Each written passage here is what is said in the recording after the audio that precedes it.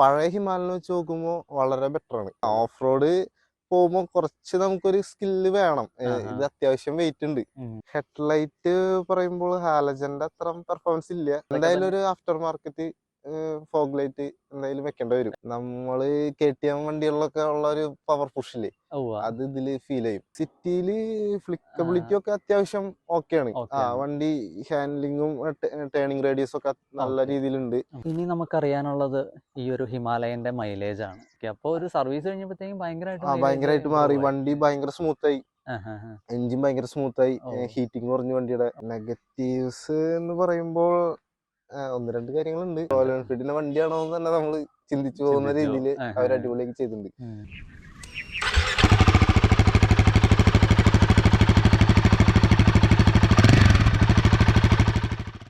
Hey friends, എല്ലാവർക്കും റോബാൻഡിൻ്റെ ഏറ്റവും പുതിയൊരു വീഡിയോയിലേക്ക് സ്വാഗതം. എൻ്റെ പേര് ശരത്ത്. അപ്പോൾ ഇന്ന് ഞാൻ കൊണ്ടുവന്നിരിക്കുന്നത് ഏറ്റവും പുതിയ ഹിമാലയൻ 450 ആണ്. അപ്പോൾ നിങ്ങൾക്ക് അറിയാവുന്ന പോലെ തന്നെ ഈ ഒരു വണ്ടി ഇറങ്ങിയിട്ട് കുറച്ച് നാളുകൾ മാത്രമേ ആയിട്ടുള്ളൂ. അപ്പോൾ ഈ ഒരു വണ്ടി നോക്കുവാണെങ്കിൽ ഒരു 1000 കിലോമീറ്റർ ക്ലോക്ക് ചെയ്തിട്ടുണ്ട്. അപ്പോൾ ഒരു ഫസ്റ്റ് ഇംപ്രഷൻ വീഡിയോ ആയിട്ട് എടുത്താൽ മതി. അപ്പോൾ ഈ വണ്ടിയുടെ ഡീറ്റെയിൽ ആയിട്ടുള്ള കാര്യങ്ങൾ, മൈലേജ്, പവർ, അതുപോലത്തെ എല്ലാ കാര്യങ്ങളും നമുക്ക് ചോദിച്ച് മനസ്സിലാക്കാനായിട്ട് വണ്ടിയുടെ ഓണർ നമ്മുടെ കൂടെയുണ്ട്. നമുക്ക് ഓണറേയും കൂടി ഈ ഒരു വീഡിയോയിലേക്ക് സ്വാഗതം ചെയ്യാം. ഹായ്. അപ്പോൾ ബ്രോയാണ് നമ്മുടെ ഹിമാലയന്റെ ഓണർ. ബ്രോയുടെ പേരെങ്ങനെ? മനു. എന്തായിരുന്നു ചെയ്യുന്നത്? ഞാൻ ഡിസൈനിങ് ആണ്, പ്രൊഡക്റ്റ് ഡിസൈനിങ്. ഓക്കെ. ഇതിപ്പോ ഹിമാലയനിൽ എത്ര നാളായി എടുത്തിട്ട്? കുറച്ച് നാളായോളൂ വണ്ടി ഇറങ്ങിയിട്ട്. ഫസ്റ്റ് കേരളത്തിൽ ഇറങ്ങിയ വണ്ടികളിൽ ഒന്നാണ്. കാരണം വണ്ടി ഇറങ്ങി തുടങ്ങിയിട്ട് വളരെ കുറച്ച് ദിവസമായിട്ടുള്ളൂ. വണ്ടി അധികം ഇറങ്ങിയിട്ടില്ല, ഒരു 12 അല്ലെങ്കിൽ 14 അത്ര ഇറങ്ങിയിട്ടുണ്ടാവുള്ളൂ. അത്രയാണുള്ളൂ. ഓക്കെ. ഇതിപ്പോ എത്ര കിലോമീറ്റർ ശരിക്കും? ഓൾമോസ്റ്റ് 1000 ക്ലോക്ക് ആയിട്ടുണ്ട്. അപ്പൊ ഒരു ഫസ്റ്റ് സർവീസ് കഴിഞ്ഞിട്ടുണ്ടാവും. ഫസ്റ്റ് സർവീസ് 500-ലാണ് വരുന്നത്. അപ്പൊ അത് എന്തായാലും ഫിനിഷ് ആയിട്ടുണ്ട്. അപ്പൊ നമുക്ക് എന്തായാലും സർവീസിന്റെ കാര്യങ്ങളും കൂടെ വീഡിയോ പറഞ്ഞു പോകാനുണ്ട്. പിന്നെ ബ്രോയ്ക്ക് എന്തായിരുന്നു ഈ ഒരു ഹിമാലയനിലേക്ക് വരാനുള്ള ഒരു താല്പര്യം? എന്റെ മെയിൻ പർപ്പസ് ടൂറിംഗ് ആണ്. പിന്നെ പില്ലൻ ലഗേജ് കംഫർട്ടും കൂടെ നോക്കിയിട്ടാണ്. അത് എല്ലാം പർപ്പസും മീറ്റ് ചെയ്യുന്നുണ്ട് പുതിയ ഹിമാലയൻ. ടൂറിംഗ് എന്ന് പറയുമ്പോൾ ഓഫ് റോഡും പോകാറുണ്ടോ അതോ ഓഫ് റോഡും പോകാറുണ്ട്, ലോങ് ഡിസ്റ്റൻസ് ടൂറിംഗും പോകാറുണ്ട്.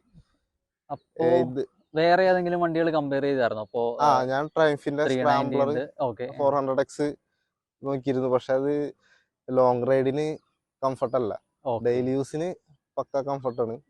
ലോങ് റൈഡിലേക്ക് വരുമ്പോ അധികം കംഫർട്ട് ഇല്ല. പിന്നെ അതിന് ലഗേജ് കപ്പാസിറ്റി ഒക്കെ ഇതിന്റെ അത്ര ക്യാരി ചെയ്യാൻ കുറച്ചുകൂടി ക്യാരി ചെയ്യാൻ പറ്റൂലേ? അതൊക്കെ നോക്കിയിട്ടാണ്. ടെസ്റ്റ് ഡ്രൈവ് ചെയ്യായിരുന്നു വണ്ടി? ടെസ്റ്റ് ഡ്രൈവ് ചെയ്തായിരുന്നു. ഈ പ്രാവശ്യം മോട്ടോവേഴ്സിൽ ഗോവയിൽ വെച്ചിട്ട് ടെസ്റ്റ് ഡ്രൈവ് ചെയ്യാൻ പറ്റി. അപ്പൊ ടെസ്റ്റ് ഡ്രൈവ് ചെയ്ത ഇംപ്രഷൻ തന്നെ സൂപ്പർ ആയിരുന്നു.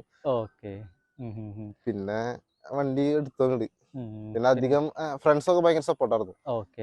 പിന്നെ മറ്റേ അഡ്വഞ്ചർ 390 അങ്ങനത്തെ വണ്ടികളൊന്നും നോക്കി? അഡ്വഞ്ചർ 390 എനിക്ക് ഓടിച്ചിട്ട് എന്തോ സെറ്റ് ആയില്ല.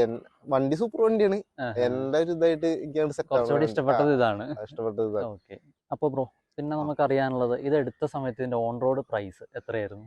ഇതിന്റെ ഓൺ റോഡ് പ്രൈസ് വരുന്നത് 3.7, ഓൾമോസ്റ്റ് 3.7 വരുന്നത്. ഓൺ റോഡ് വരുന്നുണ്ട്. 5 കളർ ഓപ്ഷനിലാണ് വണ്ടി വരുന്നുണ്ടായിരുന്നത്. എനിക്ക് ഏറ്റവും ഇഷ്ടപ്പെട്ടത് ഈ ഒരു ബ്ലാക്ക് കോമ്പിനേഷൻ ആണ്. പിന്നെ ഒരു വൈറ്റ് ഉണ്ട്. വൈറ്റ് പറഞ്ഞാൽ എനിക്ക് കാണുമ്പോ പെയിന്റ് പോയ പോലത്തെ ഒരു ഡിസൈൻ, അത് ശ്രദ്ധിച്ചായിരുന്നു? പക്ഷെ അത് ഡയറക്റ്റ് കാണുമ്പോ നമുക്ക് ചിലപ്പോ ഇഷ്ടപ്പെടാം. എനിക്ക് അതിന്റെ ടാങ്കിന്റെ ഈ മസില് കുറച്ചും കൂടി ബ്ലാക്കിനെക്കാളും കുറച്ചും കൂടി അട്രാക്റ്റീവ് ആയിട്ട് എടുത്ത് കാണിക്കും. ടാങ്ക് ഭയങ്കര ബൾക്കായിട്ട് ഫീൽ ചെയ്യും വൈറ്റ്.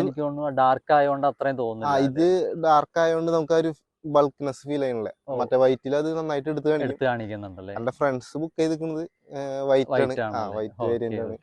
അങ്ങനെ. അപ്പൊ അങ്ങനെയാണ് ഈ കളർ ചൂസ് ചെയ്തത്. പിന്നെ ഒരു റൈഡിങ് കംഫോർട്ട് ഒക്കെ നോക്കുവാണെങ്കിൽ എങ്ങനെയുണ്ട്? ഒരു സീറ്റിന്റെ കേസിലേക്ക് വരുമ്പോ എങ്ങനെയുണ്ട്? സീറ്റ് പില്ലൻ സീറ്റും റൈഡിങ് സീറ്റും നല്ല ബെസ്റ്റ് കംഫർട്ടബിൾ ആണ്. ഞാൻ അത്യാവശ്യം ഒരു 180 കിലോമീറ്റർ കണ്ടിന്യൂസ് ആയിട്ട് സിംഗിൾ സ്ട്രെച്ചിൽ പോയിട്ടുണ്ട്. എനിക്ക് വേറെ പ്രശ്നമൊന്നും വന്നിട്ടില്ല. എന്നെക്കാളും കംഫർട്ടാണ് പില്ലൻ നല്ല കംഫർട്ടബിൾ ആണ്. ഇപ്പൊ വീട്ടിലാണെങ്കിലും അച്ഛനായാലും അമ്മയായാലും എല്ലാവരും ഭയങ്കര ഹാപ്പിയാണ്. പഴയ ഞാൻ CBR ആയിരുന്നു ഇതിനു മുന്നേ യൂസ് ചെയ്തോണ്ടിരുന്നത്. അത് വെച്ച് നോക്കുമ്പോ നല്ല കംഫർട്ടബിൾ ആയിട്ട് നമുക്ക് റൈഡ് ചെയ്ത് പോകാൻ റൈഡ് ചെയ്യാൻ പറ്റുന്നുണ്ട്. Okay okay. പിന്നെ ഒരു നമ്മൾ കോർണർ ചെയ്യുന്ന ടൈമിൽ സ്റ്റെബിലിറ്റിയും കാര്യങ്ങളൊക്കെ എങ്ങനെയുണ്ട്? പഴയ ഹിമാലയൻ വെച്ച് നോക്കുമ്പോൾ വളരെ ബെറ്റർ ആണ്. ബെറ്റർ ആണ്. ഇതിന്റെ size tyre size up size ആയിട്ടുണ്ട്. അപ്സൈസ് ചെയ്തിട്ടുണ്ട്. പഴയത് 120 വരുന്നത്, ഇത് 140 ആക്കിയിട്ടുണ്ട്. അപ്പോൾ കോർണറിങ് സ്റ്റെബിലിറ്റി കൂടിയിട്ടുണ്ട്. പിന്നെ പുതിയ ടയർ വരുന്നതും നല്ല കോൺഫിഡൻസ് തരുന്നുണ്ട്. ഓക്കെ. പിന്നെ ഈ പറഞ്ഞ പോലെ സസ്പെൻഷന്റെ ഒരു കേസിലേക്ക് പോവുകയാണെങ്കിൽ ഇപ്പൊ കൊടുത്തിരിക്കുന്നത് ഷോവയുടെ സസ്പെൻഷൻ ആണ്. Okay okay. അത് വേൾഡിൽ തന്നെ ബെസ്റ്റ് സസ്പെൻഷനിൽ വരുന്നതാണ് ഷോവയുടെ. ഓക്കെ. അപ്പൊ അതിന്റെ കംഫർട്ടബിൾ നോക്കുകയാണെങ്കിൽ നമുക്ക് കേരളത്തിലെ റോഡിൽ ഓടിക്കാൻ ഇപ്പൊ ഇതാ ബെസ്റ്റ്. USD അല്ലേ തന്നെ? Upside down. Okay. Off road ഒക്കെ പോയി നോക്കിയായിരുന്നു? പറഞ്ഞ ലോങ് ഓഫ് റോഡ് എല്ലാം പോയായിരുന്നു? ഓഫ് റോഡ് വണ്ടി ക്രാഷ് ഗാർഡ് ഇല്ലാണ്ട വണ്ടി നമുക്ക് കിട്ടുന്നത്. ക്രാഷ് ഗാർഡ് ഇതുവരെ നമുക്ക് എത്തിയിട്ടില്ല. ഷോറൂമിൽ വന്നിട്ടില്ലേ? ഇല്ല, ഷോറൂമിൽ വന്നിട്ടില്ല. അപ്പൊ ക്രാഷ് ഗാർഡും കൂടി ഫിറ്റ് ചെയ്തിട്ട് ഓഫ് റോഡ് വിചാരിച്ചു. ചെറിയ ഓഫ് റോഡുകളൊക്കെ നോക്കി. എങ്ങനെയുണ്ട് ഓഫ് റോഡ് പോയിട്ട്? കാരണം ഹിമാലയൻ എടുക്കുന്ന മിക്കവരും ഒരു പർപ്പസ് ഓഫ് റോഡിങ് ആയിരിക്കും. ഓഫ് റോഡ് പോകുമ്പോ കുറച്ച് നമുക്കൊരു സ്കില്ല് വേണം. ഇത് അത്യാവശ്യം വെയിറ്റ് ഉണ്ട്. അപ്പൊ അതിന്റെ ഒരു ഇതിനു മുമ്പ് നമ്മള് പഴയ ഹിമാലയന്റെ ഓണർഷിപ്പ് റിവ്യൂ ചെയ്തിട്ടുണ്ട്. പഴയ ഹിമാലയൻ വെച്ച് നോക്കുമ്പോ അത് കുറച്ചും കൂടി ഈസിയാണ്. പക്ഷെ ഇത് കുറച്ച് ബൾക്കുള്ള കാരണം കുറച്ച് സ്കില്ല്. പിന്നെ അതുപോലെ തന്നെ എനിക്ക് ഇതിന്റെ ഒരു വെയിറ്റ് ഡിസ്ട്രിബ്യൂഷൻ കാര്യങ്ങളൊക്കെ എങ്ങനെയുണ്ടെന്ന് അറിഞ്ഞാൽ കൊള്ളാം. വണ്ടി റൺ ചെയ്ത് തുടങ്ങിയാൽ നമുക്കത് ഫീൽ ചെയ്യില്ല. പക്ഷെ ട്രാഫിക്കിലൊക്കെ ആണെങ്കിൽ നമുക്ക് വെയിറ്റ് ഫീൽ ചെയ്യും. ഓക്കെ. അതായത് നമ്മൾ കാലുകുത്തി നിൽക്കുന്ന ടൈമിൽ അത്യാവശ്യം വെയിറ്റ് നമുക്ക് ഫീൽ ചെയ്യും. ഇതിപ്പോ ടാങ്ക് ഓൾമോസ്റ്റ് ഫില്ലാണെങ്കിൽ ഒരു 200 കിലോന്റെ അടുത്ത് വണ്ടിക്ക് വെയിറ്റ് വരുമല്ലേ? Okay okay okay.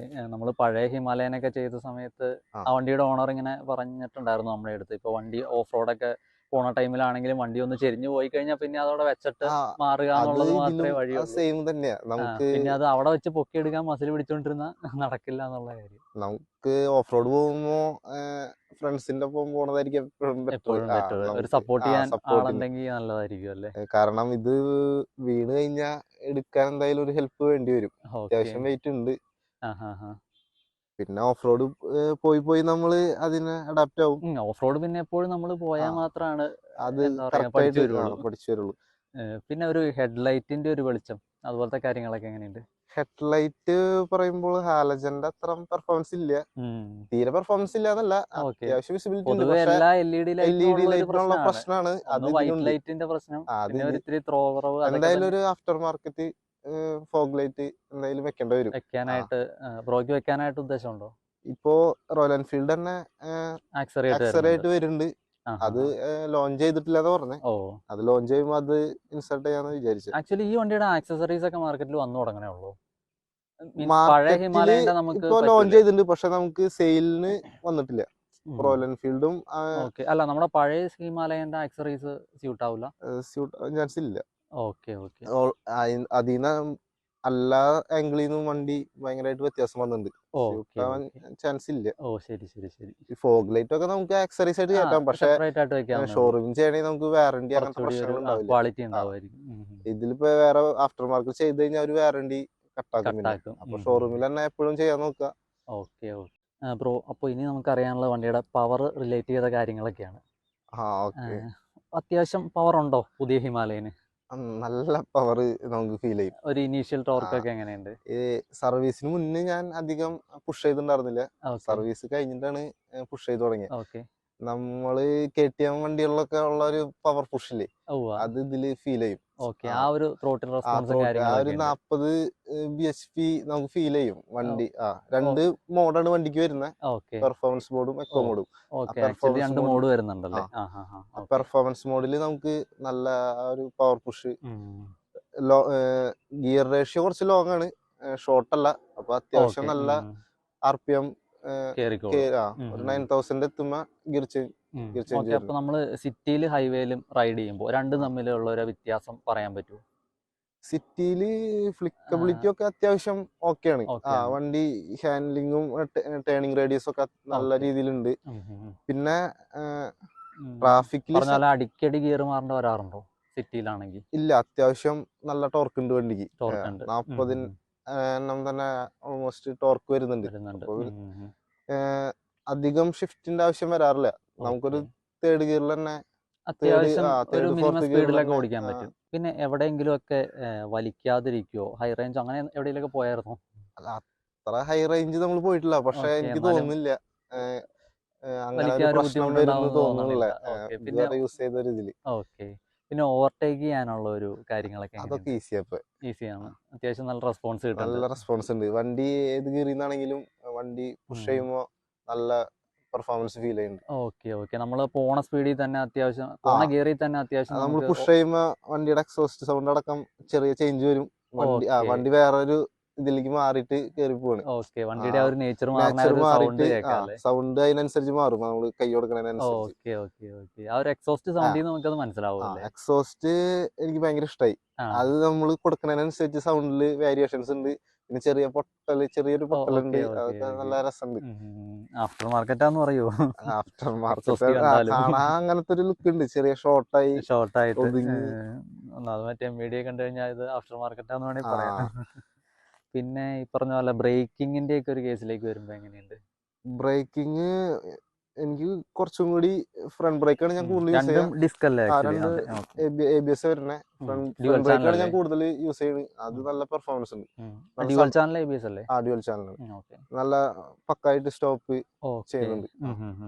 ബ്രേക്കിങ്ങിന്റെ പോർഷനിലൊന്നും നമുക്ക് കംപ്ലൈന്റ്സ് ആണെങ്കിലും പ്രശ്നങ്ങളൊന്നുമില്ല. ABS ഉള്ള നല്ല സ്റ്റെബിലിറ്റി കിട്ടുന്നുണ്ട്. നമ്മളെ ഇപ്പോ 100-ല് വണ്ടി സ്റ്റോപ്പ് ചെയ്താലും വണ്ടിക്ക് വേറെ പ്രശ്നം വരില്ല. നല്ല സ്റ്റേബിൾ ആയിട്ട് നിൽക്കുന്നുണ്ട്. അപ്പൊ ബ്രേക്കിങ്ങിന്റെ കാര്യത്തിലൊക്കെ അത്യാവശ്യം അടിപൊളിയാണ്. ഹാപ്പിയാണ്. ബ്രേക്കിങ്ങിന്റെ കാര്യത്തിലൊക്കെ ഹാപ്പിയാണ്. ബ്രോ, അപ്പോ ഫസ്റ്റ് സർവീസ് കഴിഞ്ഞിട്ടുണ്ട്. ഫസ്റ്റ് സർവീസിന്റെ ഒരു അനുഭവങ്ങളും കാര്യങ്ങളൊക്കെ എങ്ങനെയാണ്? ഞാൻ സർവീസ് ചെയ്തത് ആലുവ അർബൻ ലോക്കോമോട്ടീവ്. നമ്മുടെ ഫ്രണ്ട് തന്നെയാണ് അവിടെ നിന്ന് വണ്ടി എടുക്കാനും സർവീസിനെല്ലാം സപ്പോർട്ട്. ഫ്രണ്ട് വർക്ക് ചെയ്യണ ഷോറൂമാണ്. ഫ്രണ്ട് അവിടുത്തെ മാനേജറാണ്. ആഷിഫ് എന്നാണ് പേര്. അപ്പോ എനിക്ക് സർവീസിന്റെ കാര്യത്തിലൊന്നും ഒരു ബുദ്ധിമുട്ട് വന്നിട്ടില്ല. വണ്ടി കറക്റ്റ് ആയിട്ട് പറഞ്ഞതെല്ലാം മിറേഴ്സും പിന്നെ ചെറിയ ഇതൊക്കെ ലൂസ് ആയിട്ടുണ്ടായിരുന്നു. അതൊക്കെ ഒന്ന് കറക്റ്റ് ചെയ്തു. പിന്നെ വണ്ടിയുടെ ഓയിൽ മാറി, ഓയിൽ ഫിൽറ്റർ മാറി. പിന്നെ എയർ പ്രഷർ ചെക്ക് ചെയ്തിട്ടുണ്ട്. പിന്നെ വലിയ കാര്യമായിട്ട് ഫസ്റ്റ് സർവീസ് കൂടുതലും ബേസിക് ചെക്കപ്പും കാര്യങ്ങളൊക്കെയാണ് വരുന്നത്. വണ്ടിക്ക് പിന്നെ എനിക്ക് വലിയ പ്രോബ്ലംസ് ഒന്നും ഇതുവരെ വന്നിട്ടില്ല. കംപ്ലൈന്റ്സ് ആയിട്ട് വന്നില്ല. അപ്പോ സർവീസിന്റെ കാര്യത്തിലൊക്കെ സാറ്റിസ്ഫൈഡ് ആണ്. സർവീസ് കഴിഞ്ഞപ്പോഴാണ് വണ്ടി ഒന്നും കൂടി ഉഷാറായേ. കുറച്ചുകൂടി ഒരു പെർഫോമൻസ് വന്നത് സർവീസ് കഴിഞ്ഞിട്ടാണ്. എനിക്ക് തോന്നുന്നു ഒരു 1-2 സർവീസോടെ കഴിയുമ്പോഴത്തേക്ക് ഇനി ഇമ്പ്രൂവ് ആയിരിക്കും. പിന്നെ സർവീസ് കോസ്റ്റ് ഒക്കെ എന്തോരം വന്നായിരുന്നു? സർവീസ് കോസ്റ്റ് നമുക്കൊരു 1500 താഴെ വരുന്നുള്ളൂ. ആക്ച്വലി ഫ്രീ സർവീസ് ആണ് ഫസ്റ്റ്. ഫ്രീ സർവീസ് എന്ന് പറയുമ്പോൾ ഒരു വാഷിംഗ് മാത്രമേ ഉദ്ദേശിക്കുന്നുള്ളൂ എന്ന് തോന്നുന്നു. ലേബർ ചാർജ് ഫ്രീ ആയിരിക്കും ആക്ച്വലി, അതാണ് വരുന്നത്. അപ്പോൾ 1500 ആ റേഞ്ച് വന്നിട്ടുണ്ട്. 1500 താഴെ ആയിട്ടാണ് വന്നിക്കണേ. എനിക്കത് വലിയ കൂടുതലായിട്ട് തോന്നിയില്ല. ഒരു റീസണബിൾ പ്രൈസ് എന്ന് പറയാൻ. അപ്പൊ ഇതൊക്കെയാണ് സർവീസിന്റെ കാര്യങ്ങൾ പറയാനുള്ളത്. അപ്പോൾ ഇനി നമുക്കറിയാനുള്ളത് ഈ ഒരു ഹിമാലയന്റെ മൈലേജ് ആണ്. എല്ലാവർക്കും അറിയേണ്ടത് അതായിരിക്കും കൂടുതൽ ഇൻട്രസ്റ്റ്. അതെ, എത്ര കിട്ടണ്ട് ശരിക്കും? സർവീസിന് മുന്നേ എനിക്ക് ഒരു 18-17 ആ റേഞ്ച് കിട്ടുന്നുണ്ടായിരുന്നുള്ളൂ.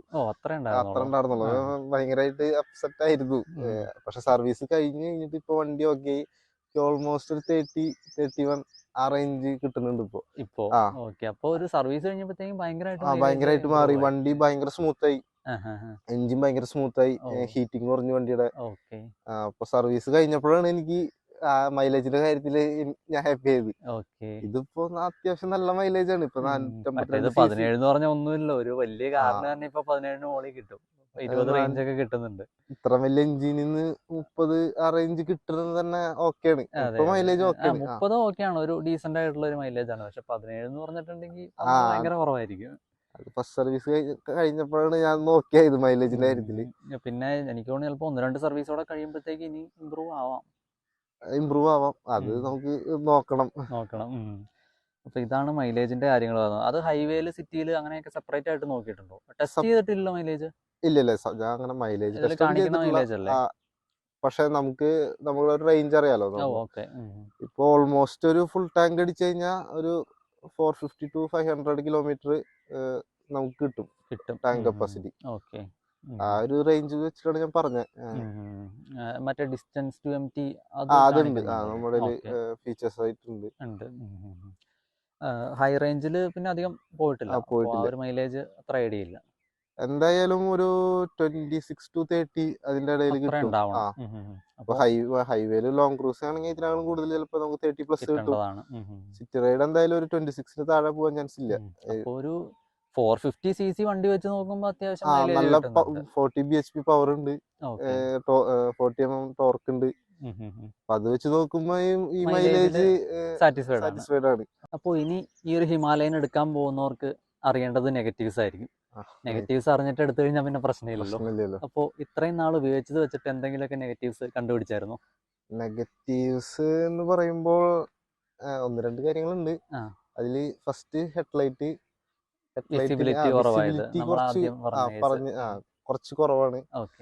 അതൊരു നെഗറ്റീവായിട്ട് വേണമെങ്കിൽ പറയാം. പിന്നെ വരുന്നത് ബാക്കിലെ ഈ ഇന്റഗ്രേറ്റഡ് ടെയിൽ ലൈറ്റ്. നമ്മുടെ ഇൻഡിക്കേറ്ററിനകത്ത് തന്നെയാണ് ബാക്ക് ലൈറ്റ് ടെയിൽ ലാമ്പ് വരുന്നത്. അപ്പൊ ഇപ്പൊ ഓഫ് റോഡൊക്കെ പോകുമ്പോ വീണ് കഴിഞ്ഞാൽ ഇത് ഒടിഞ്ഞു പോകും. പിന്നെ നമുക്ക് ഒരു ബാക്ക് ലൈറ്റ് സെപ്പറേറ്റ് ഉണ്ടാവില്ല. പിന്നെ ഇപ്പോഴത്തെ പോലീസുകാരും ക്യാമറ ഒക്കെ ഉള്ളതുകൊണ്ട് ഇത് ഫൈൻ വരുമോന്ന് അറിയില്ല. പറഞ്ഞിട്ടുള്ള ഫൈൻ വരുമോന്ന് അറിയില്ല. ഇതിപ്പോ ഫസ്റ്റ് ലുക്കിൽ ഒരു ആഫ്റ്റർ മാർക്കറ്റ് ചെയ്തൊരു ഫീലിലാണ് നിക്കുന്നത്. അതൊരു നെഗറ്റീവായിട്ട് തോന്നി. കാരണം സെപ്പറേറ്റ് ഇതുണ്ടെങ്കിൽ ഇപ്പൊ ഇത് രണ്ടും ക്രാഷ് ആയി പോയാലും ഒറ്റയടിക്ക് നോക്കി കഴിഞ്ഞാൽ ടെയിൽ ലാമ്പ് അവിടെ ഇല്ല. അത് ഓൺ ആക്കിയാൽ മാത്രമേ അറിയുള്ളൂ. അതൊരു പിന്നെ വണ്ടി നമ്മളെ ഇറക്കുമ്പോ ക്രാഷ് കാർഡ് വരുന്നില്ല. അത് ഈ വണ്ടിനെ സംബന്ധിച്ച് ക്രാഷ് കാർഡ് ഇല്ലാണ്ട് ശരിക്കും അതൊരു നെഗറ്റീവാണ്. ക്രാഷ് കാർഡ് അടക്കം ആയിട്ട് വേണ്ടതായിരുന്നു.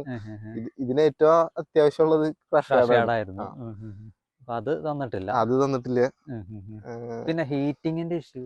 ഹീറ്റിംഗ് ഫസ്റ്റ് സർവീസ് എത്തുന്നവരെ അത്യാവശ്യം ഹീറ്റ് ഉണ്ടായിരുന്നു. പക്ഷെ നമുക്ക് മാനേജബിൾ ആണ്. അത്ര ഓവർ ഹീറ്റ് അത്യാവശ്യം കാലായിട്ട് നല്ല രീതിക്ക് അടിക്കണ്ടോ? നമ്മൾ വണ്ടി റൺ ചെയ്യുമ്പോൾ അറിയില്ല. ട്രാഫിക്കിൽ നിർത്തിയിടുമ്പോൾ നമുക്ക് കാലിലേക്ക് ഹീറ്റ് വരും. പക്ഷെ ഇപ്പൊ സർവീസ് കഴിഞ്ഞ ശേഷം അത് കുറഞ്ഞിട്ടുണ്ട്. മാനേജബിൾ ആണ് ഹീറ്റ്. അത്ര ഓവർ ഹീറ്റ് എന്ന് പറയാൻ നമുക്ക് ഇല്ല. പിന്നെ റേഡിയേറ്റർ ആണെങ്കിലും ഒക്കെ വരുന്നുണ്ട്. ഫസ്റ്റ് വണ്ടിയാണ് റോയൽ എൻഫീൽഡിന്റെ. അപ്പൊ ഹീറ്റ് ആയാൽ തന്നെ അത് പെട്ടെന്ന് പിന്നെ നെഗറ്റീവ്സ് ഇപ്പൊ ഇതില് ഇന്റഗ്രേറ്റഡ് മാപ്പ് വരുന്നുണ്ട് നമുക്ക് ഫോണായിട്ട്. അതില് ഫോൺ ഓൺ സ്ക്രീൻ ഓഫ് ചെയ്ത് കഴിഞ്ഞാൽ ഇതില് മാപ്പിന്റെ സ്ക്രീൻ ഓഫ് ആയി പോകും. അപ്പൊ നമ്മുടെ ഫോൺ എപ്പോഴും സ്ക്രീൻ ഓൺ ചെയ്തിരുന്നാൽ മാത്രമേ നമുക്ക് യൂസ് ചെയ്യാൻ പറ്റുന്നത്. അത് ഒരു അപ്ഡേഷനിലൂടെ റോയൽ എൻഫീൽഡ് ശരിയാക്കുകയാണെങ്കിൽ ഉപകാരമായിരുന്നു. കാരണം നമുക്ക് സ്ക്രീൻ ഓഫ് ചെയ്താൽ എപ്പോഴും സ്ക്രീൻ ഓൺ ആക്കി വെക്കുന്ന ഒരു അവസ്ഥയാണ്. അപ്പൊ അത് ഒരു നെഗറ്റീവായിട്ട് തോന്നി. വേറെ എന്തെങ്കിലും? വേറെ നെഗറ്റീവ് ഇല്ല. ബാക്കി എൻജിൻ സൈഡും പെർഫോമൻസ് സൈഡും എല്ലാം നമുക്ക് നെഗറ്റീവ്സ് ഒന്നും പറയാനില്ല. എല്ലാം പക്കയാണ്. സസ്പെൻഷൻ ആയാലും അടിപൊളിയാണ്. നെഗറ്റീവ് ഈ ഒരു ഇത്രയും കാര്യങ്ങളാണ് തോന്നിയത്. നമ്മൾ ഇത്രയും നെഗറ്റീവ്സ് പറഞ്ഞ സ്ഥിതിക്ക് ഇതിന്റെ ഒരു പോസിറ്റീവ്സ്, ബ്രോയ്ക്ക് ഇഷ്ടപ്പെട്ട ഫീച്ചേഴ്സ്, കുറെ പുതിയ ഫീച്ചേഴ്സ് കണ്ടിട്ടുണ്ടല്ലോ, അതുപോലത്തെ കാര്യങ്ങളൊക്കെ എന്താ ഉള്ളത്?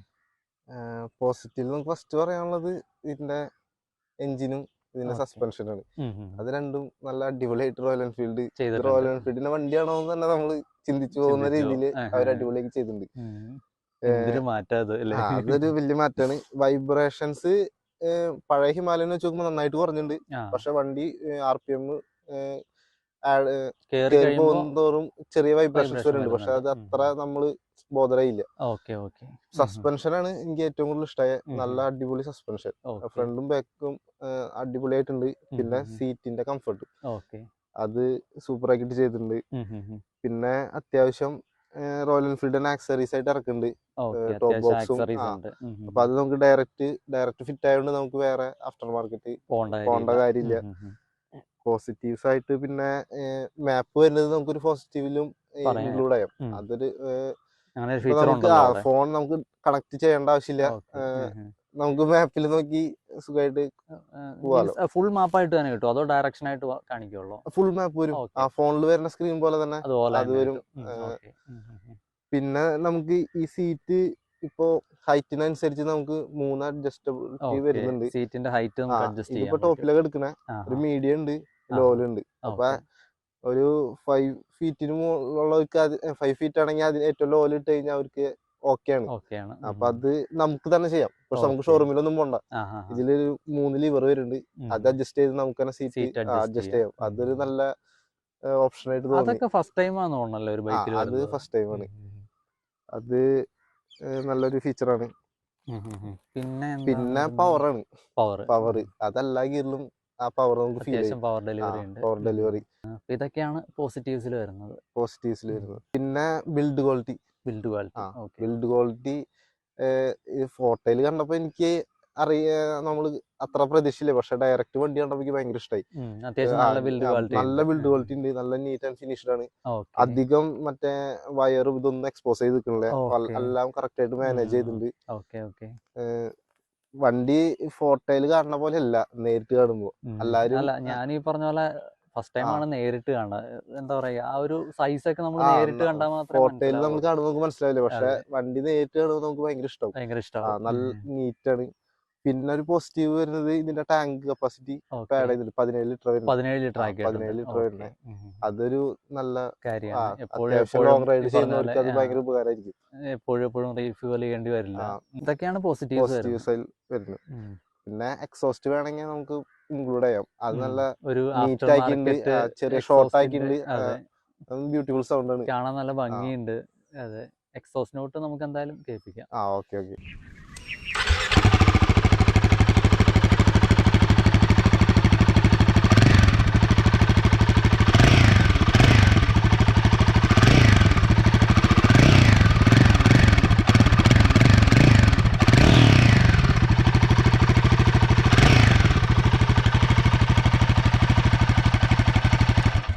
അപ്പൊ ഈ ഒരു ഹിമാലയൻ എടുത്ത് ബ്രോ ഇപ്പൊ ഇത്രയും 1000 കിലോമീറ്റർ ഓടിച്ചു. ഇത്രയും ഓടിച്ചത് വെച്ചിട്ട് ബ്രോ സാറ്റിസ്ഫൈഡ് ആണോ അതോ വേറെ ഏതെങ്കിലും വണ്ടി നോക്കിയാൽ മതിയായിരുന്നു എന്ന് തോന്നി? അങ്ങനെ ഇതുവരെ തോന്നിയില്ല. ഞാൻ ഇതുവരെ ഫുള്ളി സാറ്റിസ്ഫൈഡ് ആണ്. എനിക്ക് എന്റെ ഒരു പർപ്പസിന് ഇത് കറക്റ്റ് ആണ്. 100% ഓക്കെയാണ്. എടുത്ത തീരുമാനം തെറ്റായിരുന്നില്ല. ഇല്ല. പിന്നെ ഇപ്പൊ എന്തെങ്കിലും നമുക്ക് ഇതില് പ്രോബ്ലംസ് വരികയാണെങ്കിൽ റോയൽ എൻഫീൽഡ് സപ്പോർട്ടിന്റെ കാര്യത്തിൽ ഒട്ടും കറക്റ്റ് ആയിട്ട് അവര് റോഡ് അസിസ്റ്റൻസ് ആയാലും എന്ത് കംപ്ലൈന്റ് ആണെങ്കിലും അവര് ഫുൾ വാറണ്ടി ഉണ്ട് വണ്ടിക്ക്. അപ്പൊ എന്ത് ഇതാണെങ്കിലും അവര് മാറ്റി തരും. അപ്പൊ ആ ഒരു കോൺഫിഡൻസ് ഉണ്ട് നമുക്ക്. കൊറേ പേര് ഇത് മടിച്ചു നിൽക്കുന്നുണ്ട് ഫസ്റ്റ് ബാച്ച് ആയതുകൊണ്ട്. ലാസ്റ്റ് ഹിമാലയൻ 411 വന്നത് ഫസ്റ്റ് ബാച്ചിന് കുറെ കംപ്ലൈന്റ്സ് ഉള്ളതുകൊണ്ട് എല്ലാവർക്കും ഒരു മടിയുണ്ട് ഇപ്പൊ ഇത് എടുക്കണോ വേണ്ടത്. ആളുകൾ എടുത്തു വരുന്നേ ഉള്ളൂ അല്ലേ? ഫസ്റ്റ് ബാച്ച് ആയതുകൊണ്ട് ചെറിയ കംപ്ലൈന്റുകൾ വരാം. പക്ഷെ അത് ഒരു അപ്ഡേറ്റിൽ അത് പരിഹരിക്കുമായിരിക്കണം. എന്റെ അടുത്ത് ഇപ്പോ എടുക്കണമെന്ന് ചോദിച്ചാൽ ഞാൻ എടുത്തോളാനേ പറയുള്ളൂ. എനിക്ക് ഇതുവരെ പ്രശ്നങ്ങളൊന്നും വന്നിട്ടില്ല. അപ്പോ ഇത്രയൊക്കെയാണ് ഈ ഒരു ഹിമാലയന്റെ വീഡിയോയിൽ ബ്രോയ്ക്ക് നമ്മുടെ അടുത്ത് പറയാനുള്ളത്. ഇതുപോലെ വേറെ വീഡിയോ ആയിട്ട് നമുക്കിനി വീണ്ടും കാണാം. അതുവരേക്കും ഗുഡ് ബൈ.